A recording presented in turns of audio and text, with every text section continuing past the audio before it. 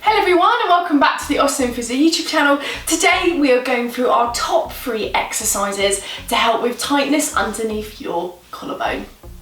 Number 1, the first thing that I find really effective if you're getting a lot of tightness around here, either from sitting and working at a desk or driving or looking down at our phones, which causes all of this to drop forward, or even if you've been coughing or sneezing and it's tightened all around here, it's really important to release that tightness. So what we want to do initially is actually push underneath the collarbone into the subclavius muscle, so the muscle that fixes your collarbone down. How we do this is you're going to feel the collarbone, so you're going from the sternum outwards, and what we're going to do for exercise number 1 is we're going to hold pressure on tender points. So what you'll find as you're pushing into the muscle underneath is certain bits will feel a little bit tender. So what we're going to do is we're going to hold and add the pressure. We're going to take it to your 8 out of 10 in terms of pain. Once that tenderness has reduced and it feels a lot more comfortable, you're then going to move across and do the same thing. A common question is, like I said, we hold that pressure, take it to 8 out of 10, hold it until it relaxes. A common thing that we get asked in clinic, obviously if someone's following this kind of routine relaxing around here, is will I be able to find the points of tightness? And they're actually quite obvious when you're feeling across. So what it feels like is it's soft, soft, soft, and then it feels like almost like a little nodule, like a little lump underneath the muscle. That's where we're going to move across and hold that pressure. So again, same thing here. So you can literally see my collarbone is here and I'm almost coming up underneath. So like I said, we're finding that point of tenderness, we're holding that there, waiting for it to drop to about a 3 or 4 out of 10, because it's very tight, it might not fully drop down. So we're going from an 8 out of 10 to a 3 or 4 out of 10.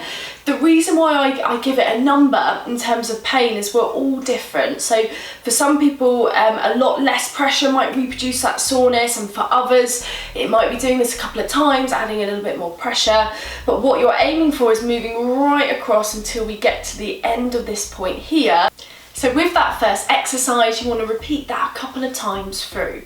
Second exercise that we're going to look at is stretching and releasing through the pectorals. So a really nice way to start with this before we go into the stretch is just to get a bit of movement through there. So the key muscles that are linking with obviously this collarbone and just general tightness around here is your pec major and your pec minor. So what can be really nice, particularly if you're dropping your shoulders on a regular basis with work or different habits that we do, is just to move that shoulder back. So you can fix your hand on where the collarbone attaches here.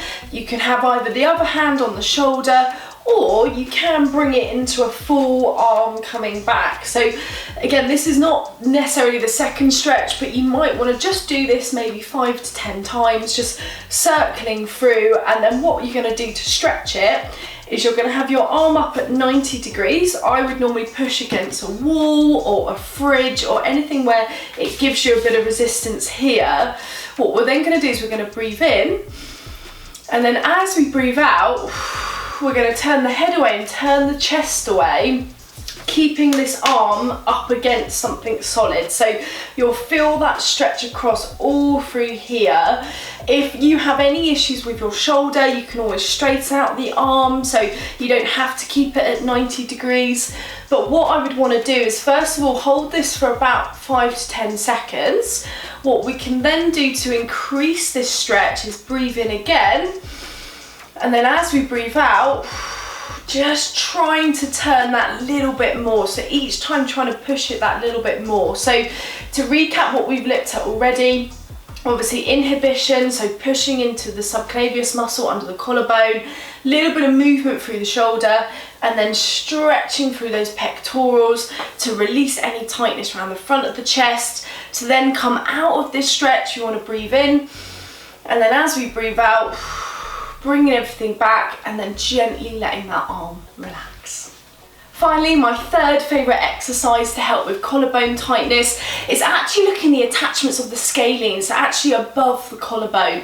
So they blend down from the neck, coming in and underneath the collarbone into the first and second rib. So what we want to do is obviously stretch through here, because a lot of the time if we've been coughing or sneezing or dropping everything forward, where they blend and attach under the collarbone and into the ribs can form a lot of tightness through there. So to stretch the scalenes, we want to drop the shoulders back, so we're in a lovely relaxed position. If we're stretching this side, we're going to take opposite ear to opposite shoulder. We're then going to turn to the side that we're stretching, and then we're going to very gently look up. So as we do that, you can see the prominence of the muscles here. We can feel it stretching, and we're going to hold that just nice and relaxed initially, aiming between 10 to 15 seconds.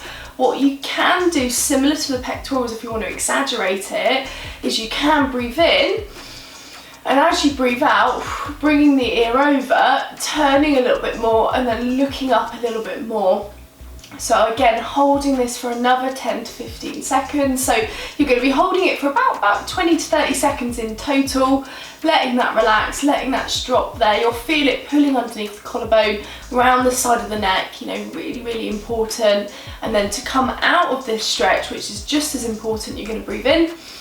And then as you breathe out, I would always let the neck drop and then come up very slowly, because sometimes you can feel a little bit spacey, particularly if you've done a lot of breathing. You know, it can feel like it's really pulled into those muscles. So taking your time, and where I would add these exercises in is either at regular points if this is a prominent area of tightness when you're working, maybe every couple of hours, stretching through, or if you're wanting to make it a bit more sustainable, like layering habits, so habit layering with stuff that you do, adding this in after you've done a workout, so after exercise, using this as part of your upper body or lower body stretching routine to relax through key areas on a regular basis.